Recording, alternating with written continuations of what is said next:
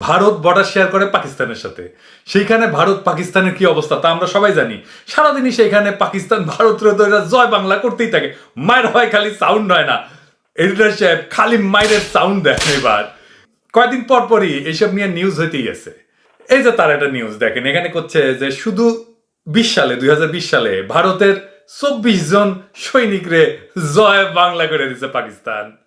সুক্কু পেলাম, সুক্কু মানে জানেন তো, তাহলে আপনারাও সুক্কু পান। আরো সুক্কু পেতে চাইলে আমি আপনাকে আরো অনেক নিউজ দেখাতে পারি। এই নিউজটা দেখেন, এখানে হেডলাইন করেছে যে ভারত পাকিস্তান সংঘর্ষে নিহত 4, কিন্তু এখানে গুরুত্বপূর্ণ বিষয় হচ্ছে 4 জনই যে জয় বাংলা হয়েছে, ওই 4 জনই ছিল ভারতের। আর এই ঘটনা ঘটেছিল 2018 সালে। তো এইগুলোর মধ্যে একজন ছিল ভারতের বিএসএফ। আবার এখানে দেখেন আরেকটা নিউজ, এটা 2022 সালের একটা গোলাগুলির ঘটনা। নিউজে কইতেছে যে সেদিন পাকিস্তানি সর্বপ্রথম ভারতের উপরে গুলি চালায়। আবার এই দেখেন, এটা 2023 সালে ভারত পাকিস্তানের গোলাগুলির আরেকটা ঘটনা। এখানে নিউজের ভিতরে কি করছে জানেন, করছে যে ভারতের আগ্রাসী আচরণ করার সাহস দেখানোর জবাব হিসাবে পাকিস্তান ভারতের এই সবক দিচ্ছে। আপনি নেট ঘাটলে এরকম নিউজ আরো অসংখ্য পাবেন, আর সুকু পাবেন। তবে এইসব দেখে তো এটুকু বুঝতে পারতেছেন যে পাকিস্তান ভারতের আগ্রাসী হওয়ার খায়েশ রে বিন্দু মাত্র পাত্তা দেয় না। এমন কিছু বুঝলে পাকিস্তানি সবার আগে প্রতিবাদ করে। এবার আসি ভারত চীন সীমান্তের বিষয়ে। এই নিউজটা দেখেন, এনে কইতেছে যে হঠাৎ ভারত চীন সীমান্তে উত্তেজনা। এটা 2022 সালের একটা নিউজ। এবার 2023 সালে চীন তাদের নতুন ম্যাপে ভারতের অরুণাচল রে চীনের অঞ্চল হিসেবে দেখাইছে, তাই না? এই যে তারও নিউজ। আবার এই নিউজটা দেখেন, এখানে কইতেছে যে চীনের ভয়ে সীমান্তের টহলই দিতে পারতেছে না ভারত। ভারতীয় গণমাধ্যম জানায়, গেল মে মাসে চীনের সেনারা প্রকৃত নিয়ন্ত্রণ রেখার কিছু অংশ অতিক্রম করে ঘাঁটি গেড়ে বসে। ভারতের আবেদন সত্ত্বেও তারা ফিরে যায়নি। আপনাদের মনে আছে না যে লাদাখ উপত্যকায় চীন ইন্ডিয়ান সেনাদের এমন পিটানি দিছিল, মনে আছে না? কর্নেল সহ 20 জন ভারতীয় সেনা নিহত হয়েছিল। অবশ্য চীনের 4 জন মারা গেছিল। যুদ্ধ হয়েছিল হাতাহাতি, 4 জনের বদলে 20 জন মারা যায় কেন? সমান সমান হওয়া লাগবে না? হ্যাঁ, স্কোর কম কেন? কারণ ওরা হইতেছে চরম ভীতু, ওদের যত পৌরুষ বাংলাদেশের বর্ডারে। আচ্ছা, এবার মূল আলাপে ফিরে আসি। এতক্ষণের এই যে নিউজ থেকে তো এই বিষয়টা পুরোপুরি বুঝে গেছেন যে কোন দুই দেশের মাঝে দ্বন্দ্বের সম্পর্ক থাকলে উভয় দেশের যে কমন সীমান্ত এলাকায় তার প্রভাব ফেলবেই। এটা কেন কইলাম সেটা বুঝতে হইলে এবার আপনাদের বাংলাদেশ ভারত সীমান্তের গত 15 বছর থেকে দুই একটা নিউজ দেখাই। এই নিউজটা দেখেন, এটাই গত মার্চ মাসের নিউজ। নিউজে কইতেছে নওগাঁ সীমান্তে ভারতের বিএসএফ এর হাতে বাংলাদেশি নিহত। আবার এই নিউজটা দেখেন, এটা হইতেছে এই জানুয়ারি মাসের নিউজ। এখানে কইতেছে যে লালমনিরহাটের পাটগ্রাম এলাকায় ভারতের বিএসএফ এর হাতে বাংলাদেশি খুন হয়েছে। আবার দেখেন, এই জানুয়ারিতে বিএসএফ বাংলাদেশের এক বিজিবি সদস্যকে খুন করছে। আবার এই নিউজটা একটু দেখেন, এখানে কইতেছে বিএসএফ এর গুলিতে এক কিশোর নিহত, একজন আহত, এটা কিশোর বাচ্চা ছেলে। তার প্রতিও ভারতের এই বিএসএফ কতটা আক্রমণাত্মক এইবার ভাবেন। আবার এই দেখেন, রাজশাহী নওগাঁতে ভারতের বিএসএফ বাংলাদেশের মানুষকে খুন করেছে। ভারতীয়রা এসে কয় আমরা নাকি ঘৃণা ছড়াই ভারতের বিরুদ্ধে। হ্যাঁ, এগুলো কি করে? গুনে গুনে প্রত্যেক মাসে কতগুলো করে সীমান্তে মারে, মারেই চলতেছে গত 15 বছর ধরে। সর্বশেষ এই নিউজটা দেখেন, এখানে কইতেছে ভারতের বিএসএফ বাংলাদেশের সীমানাতে ঢুকে 2 রাখালের গুলি করেছে। নিউজ তো দেখলেন, এবার ভিডিওটা দেখেন।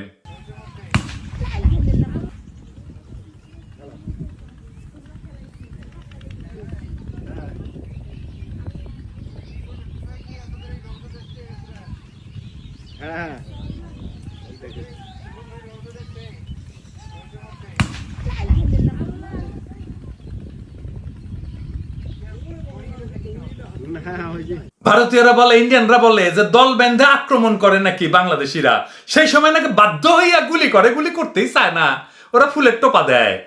দেখেন দৌড়ায় পালাইতেছে ছেলেরা, কোনো ঝুঁকি তৈরি করেছিল করে নাই। তারপরে এভাবে তারাই নিয়ে গুলি করছে। আচ্ছা বুঝলাম বিএসএফ জাউরা বাহিনী, কিন্তু বাংলাদেশের বিজিবি তো সীমান্ত রক্ষা করে, বেতন তো পায়, আমাদের টাকাতেই তো বেতন পায়, আপনার ট্যাক্সের পয়সা তো বেতন পায়। ওই যে মারা গেছে যারা গুলি করছে তার ট্যাক্সের পয়সাও তো বিজিবির বেতন হয় নাকি? সীমানার ভিতরে এইসব মাইরা গেল, কোনো সেট বাতাচ্ছে নাই। হাসিনা সরকার কোন আনুষ্ঠানিক প্রতিবাদ জানাইছে? একটা আনুষ্ঠানিক প্রতিবাদ সেটাও জানায় নাই। স্বাধীন দেশ নাকি এইটা? হাসিনা তো নাকি বাংলাদেশে কেউ মারা গেলে গান গাইতো ফেন্সি গাইয়া, জিন্দেগি জিন্দেগি বলে ওই গান গাচ্ছে এখন। এটাই এপ্রিল মাসের 9 তারিখ দুপুরবেলার ঘটনা। পাল্টা আক্রমণ তো পাকিস্তানের মতো দূরের কথা, মুখের কথার প্রতিবাদটুকু করে না। বিজেপি এত মানুষ যে বিএসএফ এর হাতে খুন হয় এ বিষয়ে মনে জানেই না, ভাবখানা ধরে থাকে যে কিছুই জানে না। ওই এখন কথা হইলো, কেন বিএসএফ বাংলাদেশের মানুষের সাথে এমন করে বা কেন এমন করতেছে? এর বেশ কয়েকটা কারণ আছে। সেই কারণগুলো কি কি আসেন দেখি। প্রথমত, ভারত যাদের সাথে বর্ডার শেয়ার করে এবং যাদের সাথে লাগালাগি বাড়াবাড়ি করে তাদের কোনোটার সাথে ও পেরে ওঠে না।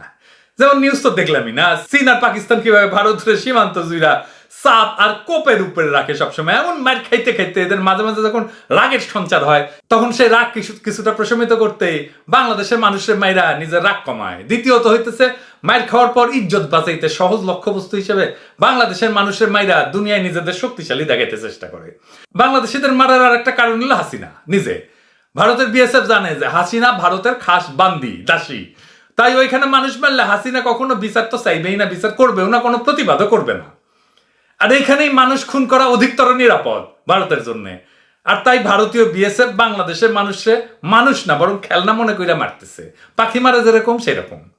এসব ব্যাপারে হাসিনা চুপ থাকে, তার আবার একাধিক কারণ আছে। তার একটা কারণ হইতেছে ভারত হাসিনাকে অবৈধভাবে ক্ষমতায় রাখিছে, এটা তো কৃতজ্ঞতার ব্যাপার আছে, তাই না? হাসিনা কলে খুবই কৃতজ্ঞ মানুষ আর কি। কিন্তু দেখেন, এই যে প্রিয়াঙ্কা গান্ধী চেপ্পা ধরে কইছিল যে ওই নাকি অপেক্ষা করিচ্ছিল আলিঙ্গনের জন্য, হ্যাঁ, রাজীব গান্ধীর যে বোন, তো কংগ্রেস ছাপাইতেছে ইন্ডিয়াতে। আর যে কংগ্রেসের বদৌলতে হাসিনা ক্ষমতায় আসিছিল প্রথম টার্মে, হাসিনা কিছু মুখের কথা কইছে ওদেরকে? কয় নাই। হাসিনাক যে ওর নানি ইন্দিরা গান্ধী যে রাজনৈতিক আশ্রয় দিছিল, ঘরের ঝাঁটাত পর্যন্ত কিনে দিছিল ইন্দিরা গান্ধী, তার নাতনি, তাদের জন্য একটা মুখের কথা বলা, সেটা বলছে? বলে নাই। কারণ কি?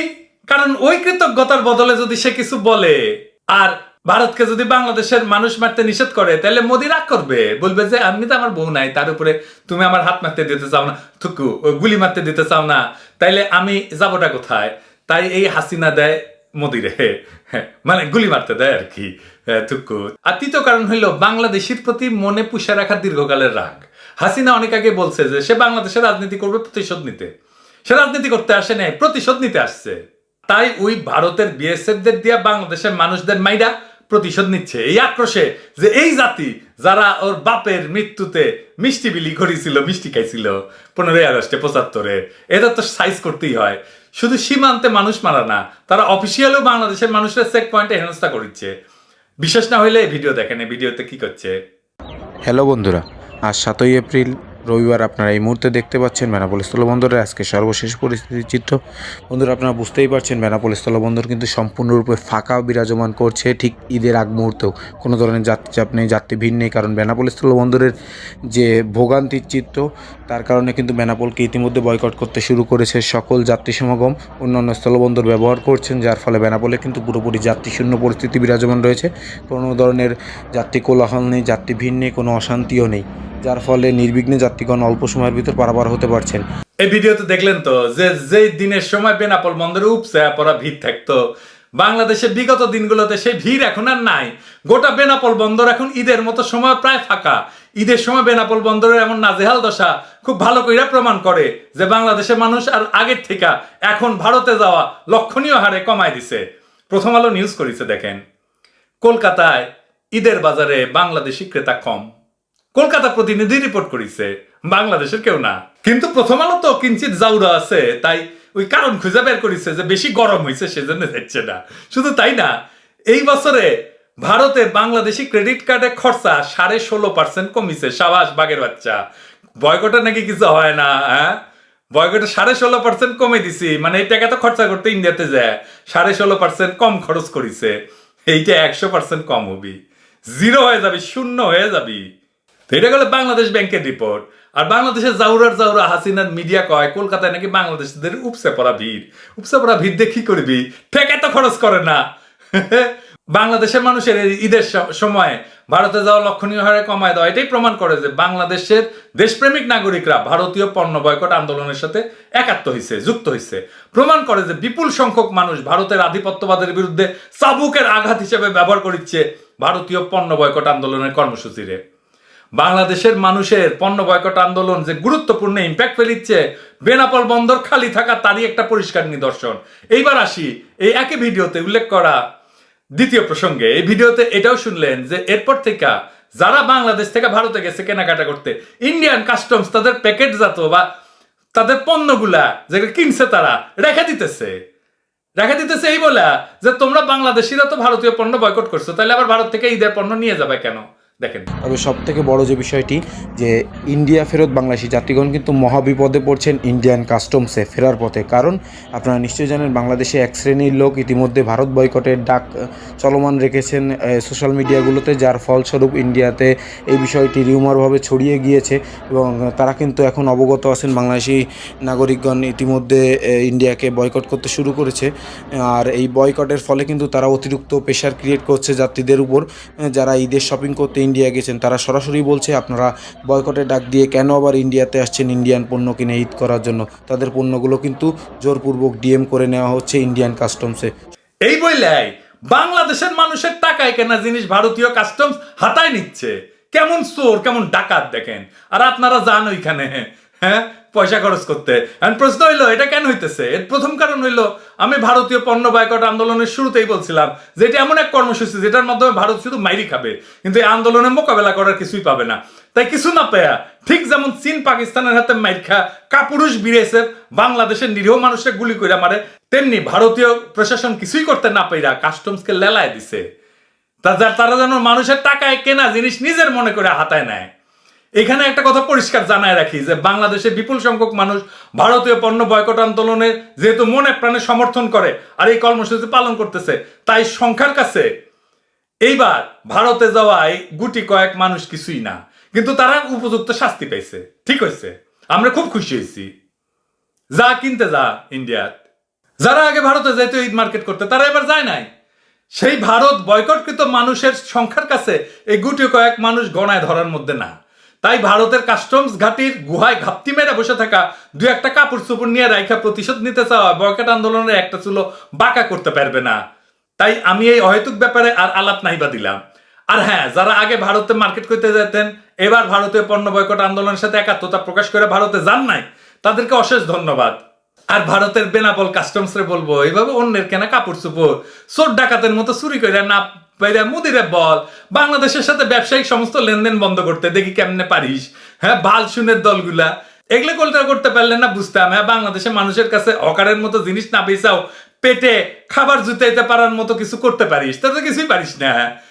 আর যে দুই একজন ভারতে গেছিলেন গিয়া ভারতীয় কাস্টমসে এমন ঘটনার সাক্ষী হয়েছেন, তাদেরকে বলবো মনে মনে প্রতিজ্ঞা করেন আর যাবেন না। নিষেধ করেছিলাম, শোনেন নাই তো?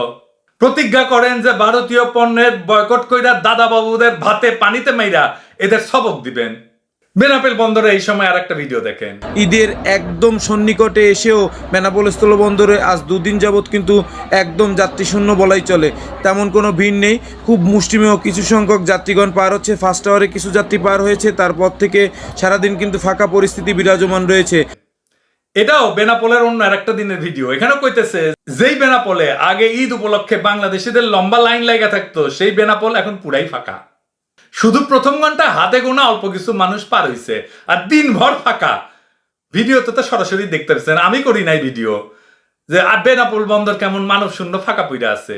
এরপরেও আমাদের বাঙ্গুল্যান্ডের হাসিনা আর মোদির লেসপেন্সাররা কবে যে কেউ নাকি আমাদের বয়কট আন্দোলনে যুক্তই হইতেছে না, কেউ নাকি আমাদের কথায় কানই দেয় না, কোনো ফলোইং নাই, কোনো মর্যাদা নাই, আর ভাঙাচোরা ইংরেজি কয় no idea, no idea. Pinaki আমার অসাধারণ প্রিয় মানুষ, কিন্তু আমি তার বিষয়ে অন্য কোনো সমালোচনা নাই। যে সর্বশেষ মনে করেন ভারতের পণ্য বর্জনের কর্মসূচি দিয়েছে, নো আইডিয়া। তারেক রহমান কর্মসূচি দিলেন যে কোর্টে হাজিরা দিবেন না, ট্যাক্স দিবেন না, এটা দিবেন না, সেটা দিবেন না। No idea at all, no idea at all যে তাদের কথা কেউ কর্ণপাতই করছে না, কোনো মর্যাদা নাই, এই কথার কোনো সামান্যতম ফলোয়িং নাই। নাইমুল ইসলাম, হ্যাঁ এই যে আইডিয়া দেখেছেন, হ্যাঁ কই এখন নাকি আর ইয়েতে আসেন না, টকশে আসেন না, জারি খেয়ে সোজা হয়ে গেছেন না? হ্যাঁ আইসেন আইসেন, সোজা করে রুলারের মতো সোজা করে দেবো আমি। আসেন, ধরবো একটা করে আর রুলারের মতো সোজা করে দেব। নো আইডিয়া, হ্যাঁ নো আইডিয়া হান্দায় দিব একেবারে। আরে পিনাক রঞ্জন দেখ দেখ কি হচ্ছে দেখ, আমাদের আন্দোলন নাকি এমনিতেই এটা আস্তে আস্তে মইরা যাবে। এই ভারতীয় আগ্রাসনের বিরুদ্ধে প্রতিবাদ শুরু, ভারতীয় পণ্য বয়কটের আন্দোলনের কেমন করে মাঠ থেকে ঘাট শহর বন্দর নগর থেকে মফস্বল সব জায়গায় ছড়াই দিচ্ছে। দেখ দেখ, হ্যাঁ গুপ্তচর বৃত্তি করে পেট চালাস, এগুলো দেখ। হ্যাঁ তত্ত্ব দিচ্ছে বয়কট, তুই যেন কতগুলো করেছিস জীবনে জিন্দগিতে। রাজনীতি বুঝিস, আন্দোলন বুঝিস, বাংলাদেশের মানুষ মায়ের পেট থেকে পড়ে রাজনীতি করে, মিছিল করে। 25 বছরের মধ্যে 2টা স্বাধীন রাষ্ট্রের জন্ম দিছি, 2টা গণ অভ্যুত্থান করছি 30 বছরের মধ্যে, 2টা মিলিটারি রেজিমকে ফাইট করছি, উৎখাত করছি, একটা ভাষা আন্দোলন করছি। আমাদের সাথে পাঙ্গা নিতে আসো রাজনীতি নিয়ে, রাজনীতি বালটা বোঝো তোমরা। এবার আসেন এই যে পণ্য বয়কট, এটা কোনটি যাবে ফাইনালি, তার একটা ইঙ্গিত দেই। আমরা চারিদিকে ভারত দিয়ে ঘেরাছিলাম, তাই না? একটা ছোট্ট অংশে মায়ানমার ছিল, ওই জায়গায় এখন চীন চলে আসছে। আগামী দিনের খেলা হবে ওইখান থেকে। এই খেলা আমরা খেলবো, এই খেলা যে আমরা হাসিনার চাইতে ভালো খেলতে পারবো এটা ভারতীয় আকেল মানরা বুঝছেন নিশ্চয়ই। আর না বুঝা থাকলে কোনো অসুবিধা নাই, খেলা যখন শুরু হবে তখন বুঝবেন। আমরা বাংলাদেশকে আর এক গালওয়ান বানাবো, বাংলাদেশের জনগণকে আন্ডার এস্টিমেট করার কাফারা চিরজীবন ভর দিবা। এরপরে বাংলাদেশের নাম শুনলে ঘুমের মধ্যেও চমকায় উঠবা। কছিলাম না আসো আঙ্কারের সাথে নেগোসিয়েট করো, হাসিনার একটা ফেয়ার নির্বাচন দিতে কও, শোন নাই? হ্যাঁ দেখিস আমাদের শিশুদের, দেখিস না এডিটর সাহেব ওই যে পানির মধ্যে বাচ্চাদের খেলা দেখান, ওই যে বয়কট বয়কট করে খেলিচ্ছে। বয়কট এখন ওদের কাছে খেলা। দেখেন চকলেট খাই না, খাই না, বয়কট ইন্ডিয়া। ভারতের কিটকিট চকলেট খাই না, boycott India. Boycott India, India boycott, boycott India, India boycott, India boycott, boycott India, India boycott, boycott India, India boycott, boycott India, India boycott, boycott India. Boycott এখন ওদের কাছে খেলা। ওরা ফিলিস্তিনের বাচ্চাদের মতো গইরা উঠবে, ট্যাঙ্কের সামনে ঢিল নিয়ে দাঁড়াবে, লিখে রাখো এইটা আমরা করব। কিন্তু আজ তো বুঝলা না, হ্যাঁ বুঝবা কাল, যখন আমরা এটা করব তখন পাশা থাপড়াবা আর পারবা গাল।